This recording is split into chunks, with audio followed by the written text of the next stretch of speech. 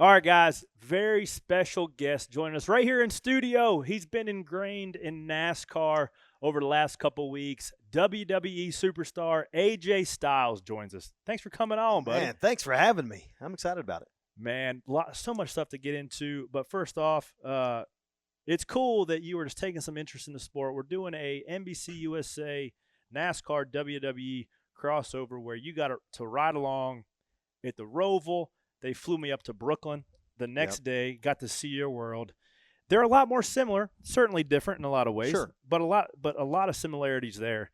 What were some things when you got to ride along with Jeff Burton in that car, just seeing the 1948 Club and all the pre-race festivities, and then getting in the car? You were hanging out with me right before we jumped in. What were some things that stood out to you from your first NASCAR event? Well, I think the one thing that stood out to me, like, I don't know if I was going super fast, but I felt like I was. And the fact that I couldn't check and see how fast I was going because there's no speedometer in the car kind of freaked me out a little bit. And then, so you're going on sound. And I was like, wow, that's interesting. And then I find out about recruiting guys from, colleges to play, that played football and whatnot, to be on your pit crew because you have to be athletic to do what they do. Like, that was so interesting to me. And it's not like just driving around in an oval. You're not just turning left the whole time. There's just so much more than that. And I was like, wow, there's never an easy way to be a professional. You have to know a lot of everything to be where you're at. And I guess that kind of it's very similar to, wrestling. There's more than you think that you have to know to be able to do what we do. Absolutely. And you don't know until you know. Well, until you got a peek behind the curtain, like before we shift gears going to Brooklyn and get my first kind of behind the scenes of what you guys do, rumor had it that you about lost your lunch. So listen, I think I would have handled an oval track much better, but when we got into those turns, so you did the Roval for the Roval. It started getting to me. Now I used to enjoy roller coasters when I was younger. I don't now. So I think that had a lot to do with it. Yeah. And I was happy that we got out when we did, because I was starting to sweat in the suit that I had on. And I was like, uh-oh, this is going to get bad quick. Man. Well, the elevation changes, the braking and the acceleration there, it's a little bit different than certainly an oval track. Did you have any, when you left there, did you have any like, ooh, I'd love to get a ride at X track? Oh, Daytona, right? That's the track. And I want to be able to say that I went faster than anybody in the car. So hopefully I'll get that to happen sooner rather Now, than later. there's a little bit of like ego with somebody who says that they've been the fastest in a NASCAR within the WWE. Is that correct? I do believe. I mean, there's been a couple guys and girls who've been there. So I think Montez Ford, I think he went pretty fast in a NASCAR, and I think he's up there. I think it was like 160 something. Oh, I think we can dial that up for the Daytona 500. If I thought we could have done it, in Charlotte when I was there, we would have. I would have asked for it. Top speed there. I don't think you can quite get that, but you go to Daytona, and Done. I'll get you over there. It's that much bigger of a track. Is that what it is, or just way different? 2.5 miles, essentially wide open the whole day, but it's just a different discipline where road courses, you're trying to maximize your braking zones, you're trying to hit your marks and apexes, where Daytona, on the other hand, it's kind of like a chess match of where you want to position your car at that point of the race.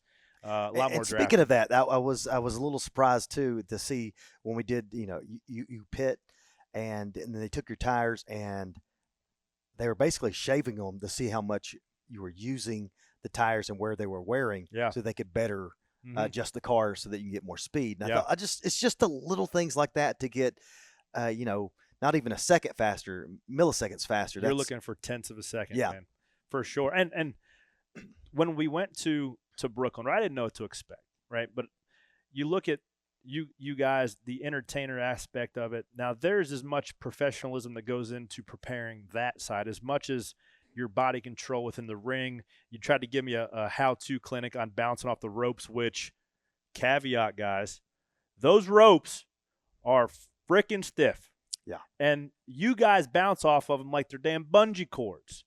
How long does it take you to learn how to get that good at doing that? So, the challenge is when most of us first start, we're not really starting in like WWE. At least I didn't. Right. WWE.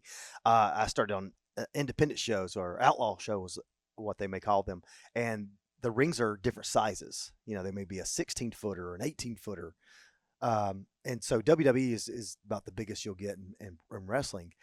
And so your footsteps will change and how you hit the rope. So the more you do it, the better you get at it anyway. And I think that, when we hit those ropes and or elevator cables they use in different parts, your body gets used to it. That's the only way to do it. I about broke my back. I know. It's tough. I hit it kind of sideways and a little bit high, and about my L3, 4, 5 went. Well, I remember you going, let me hit it a couple times, and you felt good about it, and then there's a point where you hit it and you're like, you know what, I'm good. I don't need to. Well, my microphone pack fell out of my pocket at the same time, so I'm like, this is a perfect opportunity to say, no, I'm good, thanks, guys. Those things are freaking stout. But you said a lot of guys don't just get their start wrestling the WWE. You started yours in Tokyo. You started it here. Well, yeah. Went to Tokyo. Yep. How was that experience? Loved it. I mean, it's a different world, man. Well, I mean, they always, a lot of times, what we do is entertainment. So they ask, well, how do you talk to each other? Well, wrestling is its own language. A body slam is a body slam. Yes. So it's all the same, and you make it work. And I had so much fun over there. By far, Japan is my favorite country. Yeah. 100%. I love it. The What fans about are it? amazing. Well, I mean, the respect that they give the wrestlers over there is unreal. They're very quiet, and then sometimes they're very loud. They're stomping their feet. They're clapping their hands. It's just a different vibe, and I really don't know how to explain it, but it's just different, but it's a good different. Now, the means of which you prepare, whether I'm a race car driver, when I'm preparing for the Roval, I prepare different, right? I'm doing some different things on the simulator. I'm doing some different things with watching film and looking at SMT, because the manner in which you drive a road course is different than a Daytona, right? Mm-hmm. When you are fighting a Rey Mysterio, or you are fighting a Big Show type or a Omos, how do you prepare different for just different guys? Because it's got to be way. Well, I would think that I'm a jack of all trades when it comes to, from big guy to small guy, and how to wrestle those guys, because I've been everywhere, and so I've able to experience different styles of pro wrestling, and so I'm able to adapt to anything. Which sometimes I may be catching somebody and they'll be doing something crazy, or they'll be doing the catching and it's me doing the diving. So I like to be able to think that I can do a little bit of everything, which is easy to prepare for guys who are much different. Like, everybody's, not the same, obviously, and even crowds are different. Yeah. They're going to react different to, different things. So maybe you're more entertaining here, and then more serious in this part of the region or whatnot. So it changes. Do you still have like an emotional tie to like when you go wrestle Atlanta? Like, do people embrace you a little more so there than they come in Charlotte, or not? Sure. Really? I think so. I think, being a Georgia guy, and when I'm in Atlanta, people, like seeing them when they're hometown guys there. So, yeah. But England, I was able to go there a lot. So always great fans. And Japan, of course, is always great to me. So there's definitely a couple places that I enjoy performing at. I mean, it's all different, but it's all good. It's interesting that you guys are a traveling family, similar to how NASCAR guys are. Very now, much, yeah. The competitive wick for what we do, I believe, might be turned up a bit, because it's not so much you versus everybody else as it is on the racetrack necessarily. But How do you guys continue to form relationships, keep guys on the perimeter, let some guys into your circle? How do you kind of balance that? Of course, you're going to be around people that you think similar to, right? You're going to draw near to those guys, and then you're going to have your close friends that you can trust. Yeah. I think the biggest difference in NASCAR, you guys are competing against each other, mm-hmm. For championships, and we are competing to have the best match, not necessarily against each other, but we want to have the best match, no matter what.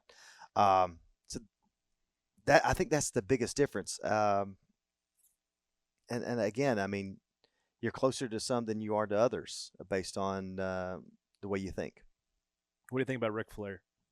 I love it. He's a legend. Legend, right? Bro. And I worked with him for a little while.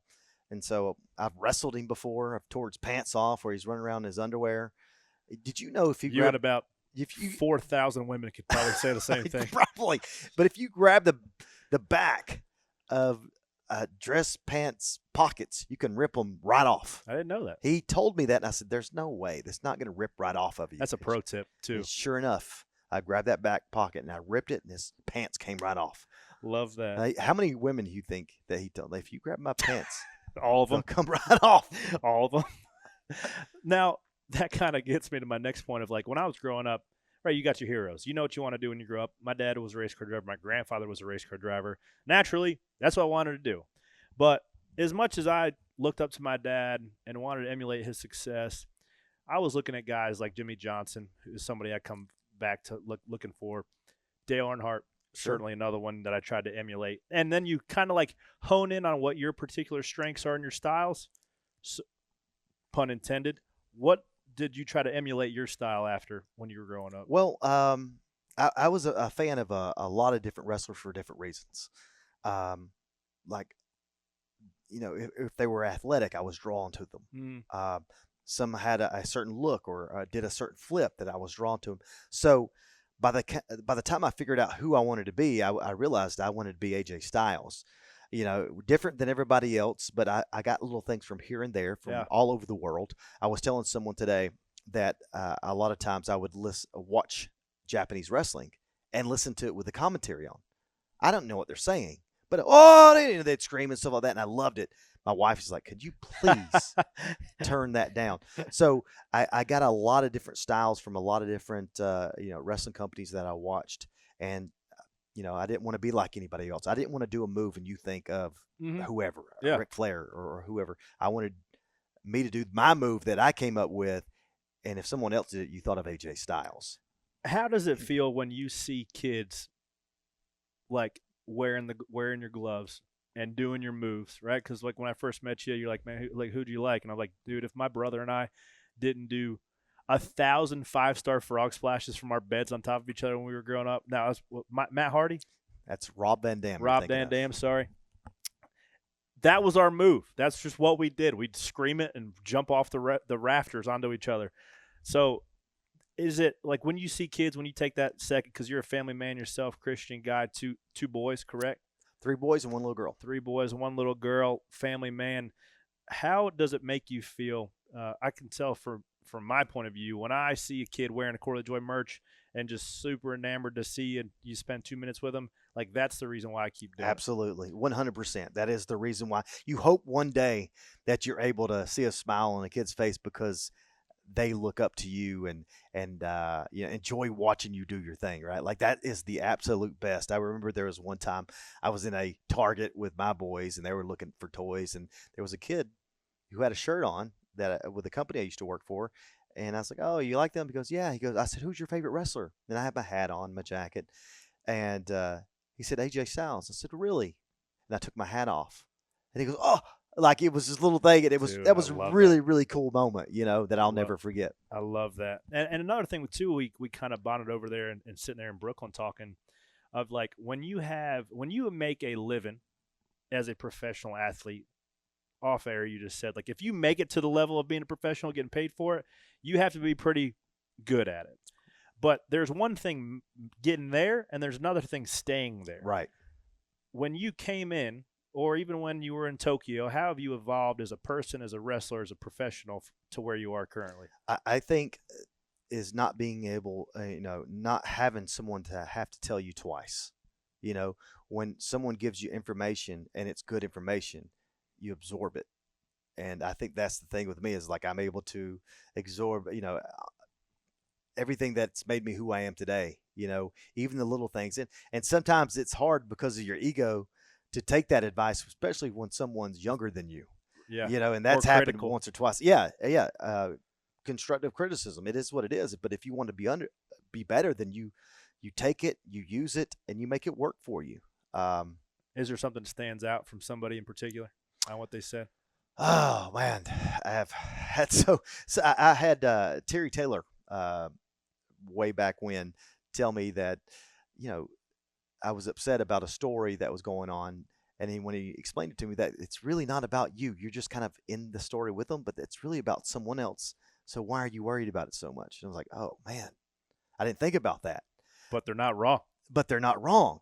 And it set my mind at ease, and I was able to mature because of it. That once I realized that it wasn't about me, I don't have to worry about it. I just need to do my job, do what's asked of me, and hopefully be ready for the next one where it is about me, and be ready for that job. That's right.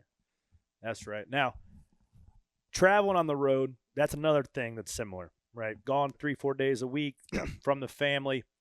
It is, people think that it's red carpets and rock star life, and they are probably far from it. Now, that's not to say that we have probably the two coolest jobs. If there's a list of 10 jobs, our 2 jobs are on that list of cool jobs. About it. So how do you balance attacking your career, being the best you could possibly be, and learning, while also giving the wife and the kids the time that they need to see dad at the house? You just talking about that, I'm thinking in my head going, oh man, I really need to spend more time doing this and helping the wife out with that, because you just kind of take it for granted when she's doing always everything, because like you got 2 kids, right? So the wife's doing everything because you can't be there, and you're like, I got to do more. But sometimes I don't know. It's it may be the mind of a man where he's just like, oh, I'm just going to do this, but you can justify it, right? Because you're off making money, doing what you love. Meanwhile, but would you want her job? Absolutely, I wouldn't. No, I don't want my wife's job. Bro. It sounds terrible. I would just figure out how to get another job and hire a babysitter and do that job. Yes, it's a terrible. Washing the clothes, taking the kids, like it's always something, and I feel like she's always running, around doing something. But I feel like I do some more. It's hard to balance that, because it's just like you said. Well, I'm making the money, but that's not good enough, because your boys, in our case, will grow up to be like you in some way. And your daughter, if you ever decide to have one of those, will look for somebody like you. Exactly. And I know I will never be good enough to be good for my daughter. Like it'll never happen. So it's very hard to balance that. And I don't know, it worries me that I'm not, maybe I'm doing something wrong. Maybe I'm not raising my kids right. Like, what could I do? So that always goes through your head no matter what you do. If you're spending time away from home, chasing your dream, and hopefully be a professional, whatever it is you do, man, it's tough. And you're going to miss birthdays. You're going to miss a lot of things that matter to your kids. And it hurts. It hurts. What about life after wrestling? Who's to know what that is? Yeah. And how we'll deal with it. Being on the road as much as we are, and then you're at home, then what? What do you do? Yeah. Do you have a hobby that you do that, I don't know, can take up I don't know. I creeped on your Twitter page and went down, and your son is a stud baseball player. Are you going to be that dad on the sidelines, keeping stats? Oh, I don't keep the stats. I mean, like, did he get a hit? You went 2 for 3, whatever. Yeah. Like, I maybe that, but not where I'm keeping stats and watching. I just enjoy him doing his thing. Yeah. That he knows so much more than I know that there's no way that I could tell him anything. So I just watch and try not to be that dad unless I know that I need to be. Yeah. Who's loud and obnoxious when the ump calls something stupid. Like, I'll make sure, okay, I got you back. Yeah. But at the same time, not be a turd that yells at anything and embarrasses. Yes, exactly. Like like Randy LaJoie in a baseball game. But there was that. Now, one thing too I wanted to touch on is, like, sitting here talking, having a normal conversation is one thing, but I've seen you turn the dial up of, like, who AJ Styles, when you come out of the gorilla, is, like, to maybe 2 or 3, right? Because we kind of did the walkthrough. You showed me your deal. We timed the music. Side note, how would you grade my walkout AJ imitation? Well, if we're going, let's do a 1 through 5. That way, that's not a 1 through 10. We don't. Okay. I would give you maybe a 2.5. All right, that's 50%. That's fair. Because it was one take too. Yeah. I mean, it's not like you watch my entrance a million times. It's like, you got to know what to do. So yeah, all right, you did fairly. That's well. fair. I appreciate that. I believe that's going to see some light of day, whether it's on USA Social or WWE Raw tonight in Charlotte. Now, by the time people listen to this, it'll be after that. But excited to go take the wife and a couple friends that are huge wrestling fans. But how do you go though when you get ready and you get your stuff on and you're still just normal guy, and then you go get locked in? Is there certain breathing exercise? Because I know from my point of view, you can, and that was also something you pointed out at Charlotte. It's like, man, you got to get ready. I'm like, no, man, like I'm still shaking hands, kissing babies until you get in. Mm-hmm. Like when I get in, between the national anthem and Gentlemen Start Your Engines, like that would be that's my gorilla of just like when you flip that switch to be a killer. What do you do mentally to just flip that switch and jump in the ring and get after it? I don't know. I mean, there's not really – it's just like when you get in your car. It flips on its own. That's like fair. It's time to freaking go. Yeah. As soon as I walk through that curtain, I'm no longer Alan Jones. I'm AJ Styles. Yeah. And you could see the look on my face is when I said AJ Styles, like, it's freaking go time. Yeah. Here we go. It gets serious. Yeah. Because this is my job, and I take it very seriously. I intend on doing a great job. I intend on doing my best, just like you. I mean, I'm sure if we could see in the car, we'd see that focused. It's there. You can see it on your face. Yeah. It's the same thing with us. And you can't sustain that out of the ring, right? Like it's not sustainable to be that locked in all the time. Because then again, you don't want to be. You don't want your wife to see that guy. You're a vegetable. Nobody wants to see you like that. No, it's I can boring. assure you. It's like, hey, man, I'm just trying to talk to you, and you're stone faced. Like, no. Yeah, no, it's hard to like not drag that back with you to work. Like if you had a bad day or back home with you, because like Kelly's like, no, like you can just stop worrying about the race. But there was things that I would dwell on for days after having a match that maybe I messed up or something happened. I would dwell on it for days, and then just got to a point where like nobody remembers it. You're the only one that remembers. Nobody else does. Yeah. Let it go, man, and move on. And get to where you need to be. That was a thing that I had to learn throughout my process as a professional. I love that. So 2 questions we ask every guest. Most of them are NASCAR drivers since this is a NASCAR-based podcast, but I can adjust them for you. All right. So the 2 questions I generally ask are, 1, what's the most embarrassed you've ever been at the racetrack? And then I'll ask the second one after you answer. What's the most embarrassed you've ever been in the ring? Embarrassing. I don't know that I don't know that I was super embarrassed, but watching it back, I was like kind of embarrassed that everybody had to see this. There was a point where I was wrestling Dean Ambrose, now John Moxley. But anyway, we had a match. It was a TLC match. There was chairs and tables, and he put me through some chairs, and apparently after going through a chair, it must have got bent out of shape and ripped my gear in the back, close to my butthole. Like it was close. Yeah. And I remember putting John through John Moxley through a table, boom, and he goes, "Uh-oh, your pants are ripped." I'm like, "Huh?" And I could feel it. And I was like, "Oh man!" And so throughout the match, I would do certain moves, and you could see, man, those ringside people were getting a show. Yeah, it was. It was really close, but they would say it was a wardrobe malfunction. It was not. My wardrobe did exactly what it's supposed to do when it's being sliced by a sharp object. It absorbed it. So it wasn't a malfunction. It just, it got cut open. Well, that would be a pretty good embarrassing moment for sure. Question number 2 is generally a good question that kind of gets some guys thinking, and it kind of gives a peek behind the curtain of like where your roots come from and what kind of like driver you are. Is if you had to pick one racetrack and one race car to race out the rest of your life, what are you picking?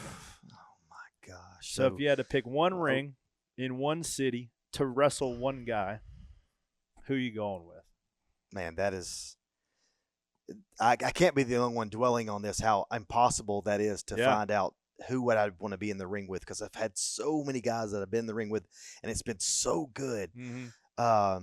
And what arena would that be in? Is it Corgan Hall in Japan? Is it Madison Square Garden in New York? Like, where is that? It's tough, man. It's so tough. But both those arenas are iconic throughout wrestling. Yeah. Man. Let's just assume it's Madison Square Okay, for the yeah. sake of our listeners. Yes, let's just do They're that. probably more familiar. Yeah, and I mean, based on who he is, and one of the matches that I had with him in Madison Square Garden, man, there was something about John Cena and I. We just meshed well. We're completely the opposite, 100%. But I guess opposites attract, and we were able to do unbelievable. I never had a bad match with him, not one. Yeah. So Cena is definitely up there on the list, but I could name a few others that would be up there as well. Name a couple more. So a guy that who had been wrestling forever and still to this day wrestles, Christopher Daniels, Samoa Joe. Those guys I've known forever. I mean, it's hard to pick which one of those matches that I would like to have again, because they were all so good. Yeah. Love that. Well, there you have it, ladies and gentlemen. WWE Superstar AJ Styles. He got a peek into NASCAR a couple weeks ago at the Roval. I got a peek into his life on the road as WWE Superstar, and I will be there tonight in Charlotte watching my man do some work. So I'm excited about that. Everybody keep up with his career, man. He's a true professional in every aspect of the game, and I appreciate y'all for tuning in right here to Stacking Pennies.